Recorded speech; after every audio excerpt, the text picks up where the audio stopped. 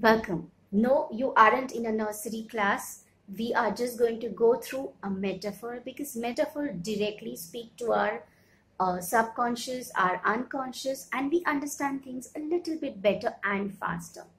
We are going to talk about our boundaries today, and to understand that, we will have to look at this metaphor. So each one of us who inhabits this earth has a mental landscape.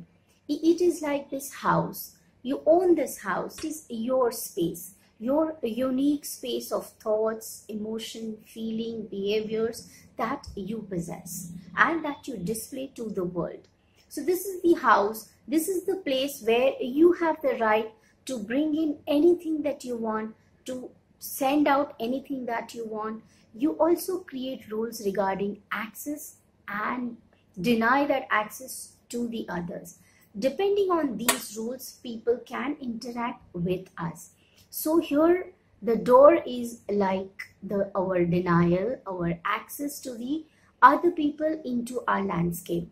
It's not only the physical entering into our landscape, it is also through the medium of thoughts and emotion, because the moment we see another individual, we do have thoughts, we think about them, we feel about them. We either feel extreme emotions, or maybe even indifference is an emotion. We don't think about them, so we kind of denied them from our conscious awareness.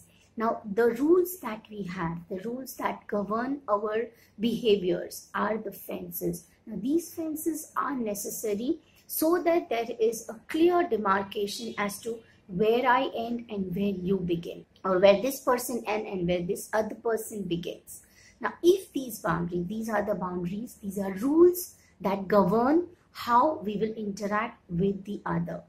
Now, there are two things here.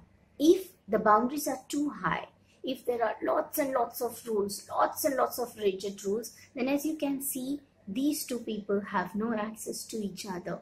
They cannot reach out to the other. So if the boundaries are too high, if the standards are too high, it leads to isolation. At the same time, if you're looking at this house, the boundaries are too low.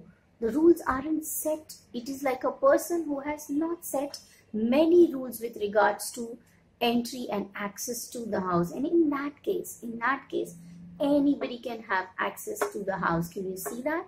Immediately the person will be. Whereas if the access to this particular house is denied, what we need to understand is that we have that right. We have the right to either keep the boundaries very high and take the consequences of isolation, or keep the boundaries very low and take the consequence of a violation. When somebody walks into your fence and walks into your house, it is like a violation, and that is the boundary violation.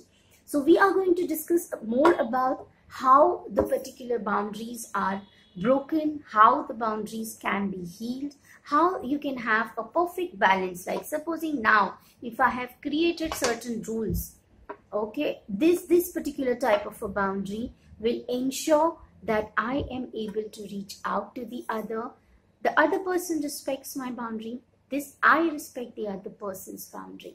If let's say this person comes in, this person is in the house, and many a times, let's say we are looking at unrequited love, this is what the person is doing.